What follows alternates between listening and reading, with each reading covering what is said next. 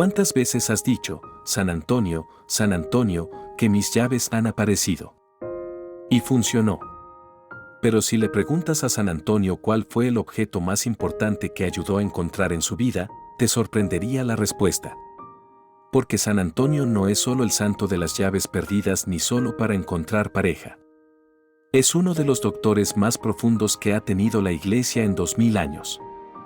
Y su historia empieza en Lisboa, con un joven que quería morir. Y antes de contarte esa historia quiero decirte algo. Si hoy estás pasando por un momento de pérdida, de salud, de esperanza, de fe, de alguien que ya no está, de un camino que ya no ves claro, este video es para ti. Porque San Antonio de Padua es el intercesor de exactamente eso, lo que parece perdido sin remedio. Hoy comenzamos una serie especial dedicada a este gigante de la fe. Su nombre real era Fernando Martins de Buloes. Nació en Lisboa, Portugal, en 1195. No en Italia, como muchos creen. Era hijo de una familia noble. Su padre era caballero del rey. Y desde niño lo educaron en las Sagradas Escrituras con una profundidad poco común para su época. A los 15 años ingresó en el monasterio agustino de San Vicente en Lisboa. Pero las visitas constantes de familiares y amigos lo distraían. Entonces pidió ser trasladado al monasterio de Santa Cruz en Coimbra, la capital de Portugal. Allí estudió teología, latín, los padres de la Iglesia.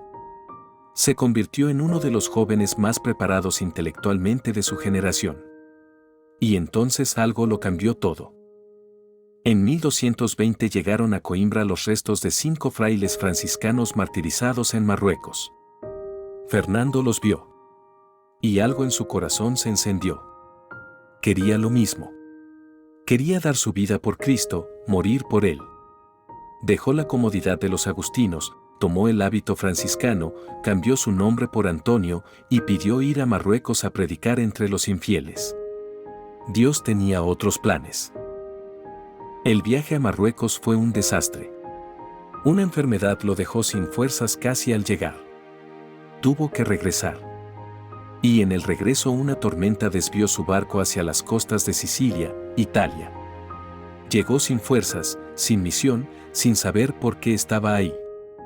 Parece una historia de fracaso. Pero era el comienzo de todo lo que Dios tenía para él. En el verano de 1222, la comunidad franciscana asistió a unas ordenaciones sacerdotales en Forlì. El predicador no llegó. Y alguien le dijo a Antonio, predica tú. Él era el más humilde, el más desconocido. Se resistió. Y entonces abrió la boca. Y lo que salió de ella dejó a todos sin palabras. Nadie sabía que ese fraile callado y enfermizo era capaz de eso. Desde ese día el mundo supo quién era Antonio. Ahora viene la historia que explica por qué San Antonio ayuda a encontrar las cosas perdidas. Y te adelanto, no tiene nada que ver con las llaves. Antonio tenía un salterio. Un libro de salmos. Lo más valioso que poseía. Ese libro era su herramienta de oración y estudio. Y un joven novicio se lo robó cuando decidió abandonar la orden. Y Antonio oró. Pero no oró solo por recuperar su libro. Oró por el alma del joven que lo había tomado. Por su regreso a la fe. Por lo que ese joven había perdido mucho más que Antonio, el camino. Y el joven regresó. Con el libro. Y nunca más se fue de la orden. San Antonio no recuperó solo un libro. Recuperó un alma. Y aquí está el secreto de San Antonio que nadie te ha explicado bien. Él no es el santo de las llaves porque es muy bueno encontrando objetos. Es el santo de las cosas perdidas porque toda su vida se dedicó a ayudar a las personas a encontrar lo más importante que pueden perder, el camino de regreso a Dios. Las llaves son solo el símbolo de algo mucho más profundo. Antonio recorrió el norte de Italia y el sur de Francia predicando contra las herejías cátaras y albigenses. Movimientos que negaban la presencia real de Cristo en la Eucaristía. Y lo hacía con tal profundidad bíblica y tal poder de convicción que le pusieron un título, el martillo de los herejes. No porque los atacara, sino porque deshacía sus argumentos con la Escritura. Y mientras predicaba también luchaba contra la usura, el cobro de intereses abusivos a los pobres. Antonio fue uno de los primeros en la iglesia medieval en defender públicamente los derechos de los más vulnerables. Por eso se le llama el patrón de los pobres. Por eso existe el pan de San Antonio, la tradición de dar pan a los necesitados en su nombre. No era solo un predicador. Era un profeta social. Y hay un milagro que resume perfectamente quién era Antonio. En Rímini los herejes se negaron a escucharlo. Entonces fue a la orilla del mar y comenzó a predicar a los peces. Y los peces se acercaron a la orilla y levantaron la cabeza del agua como escuchando. Los hombres que rechazaban la palabra de Dios fueron avergonzados por los peces que la recibían. La naturaleza reconoció lo que los hombres ignoraban. Y antes de continuar hay algo que muchos se preguntan. ¿Por qué en tantos países se le pide a San Antonio que ayude a encontrar pareja? ¿Y por qué hay quienes le ponen la imagen de cabeza? La verdad es que la Iglesia no tiene una explicación oficial para ese origen. Surgió como tradición popular en Portugal, España y América Latina, ligada a su fiesta el 13 de junio. La costumbre de la imagen de cabeza funciona como un recordatorio devoto: el santo no descansa hasta que el favor sea concedido. En Portugal, Brasil, Argentina y buena parte de Hispanoamérica es muy común ver este gesto. Y aunque la Iglesia lo considera una superstición popular, la devoción detrás es genuina. Lo que sí es cierto es que San Antonio ayudó a reunir lo que estaba separado: almas, familias, personas alejadas de Dios. Y quizás de ahí nació en el corazón del pueblo la idea de pedirle también que reúna lo que el amor tiene separado. Y hay algo sobre su muerte que no puedo dejar de contarte. Antonio estaba gravemente enfermo en sus últimos meses. Y aún así predicó los 40 días de Cuaresma completos. La gente lo buscaba tanto que había que designar guardias para protegerlo después de cada sermón. Le arrancaban pedazos del hábito. Sabía que se estaba muriendo. Y siguió predicando.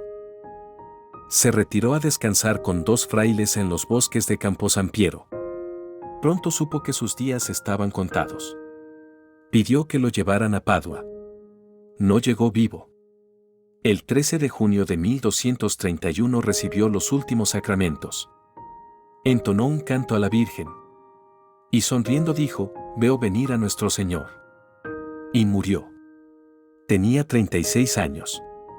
Y las calles de Padua se llenaron de gente gritando: «Ha muerto un santo». El Papa Gregorio IX, que lo había llamado en vida el Arca del Testamento por su conocimiento de las Escrituras, abrió inmediatamente el proceso de canonización. Y el 30 de mayo de 1232, solo 352 días después de su muerte, Antonio fue canonizado. Es uno de los santos canonizados más rápidamente en la historia de la Iglesia. Porque la santidad era tan evidente que no hacía falta esperar. Y en 1946 el Papa Pío XII lo proclamó doctor de la Iglesia con el título de doctor evangélico. Es uno de los 37 doctores de la Iglesia. Los teólogos más profundos de 2000 años de historia cristiana. Cuando le pides ayuda a San Antonio estás llamando a un gigante de la fe. No busques a San Antonio solo por lo material. No lo llames solo cuando pierdes algo físico. Llámalo cuando pierdes la paz. Cuando pierdes la esperanza. Cuando pierdes el camino. Porque ese es el San Antonio real. El que pasó su vida ayudando a las personas a encontrar lo que más importa. Y que hoy desde el cielo sigue haciendo exactamente lo mismo. San Antonio de Padua. Tú que encontraste tu camino en medio de la tormenta. Tú que recuperaste lo perdido con la oración. Tú que defendiste a los pobres y enseñaste la verdad con tu vida. Intercede hoy por cada persona que está escuchando esto. Por los enfermos. Por los que han perdido la esperanza. Por las familias que necesitan un milagro. Y ayúdanos a encontrar lo único que realmente importa encontrar. El camino de regreso a Dios. Amén. Suscríbete a Pan de Vida hoy para no perderte el segundo episodio donde veremos los milagros más asombrosos de San Antonio. Déjame en los comentarios, ¿qué favor le pides hoy a San Antonio?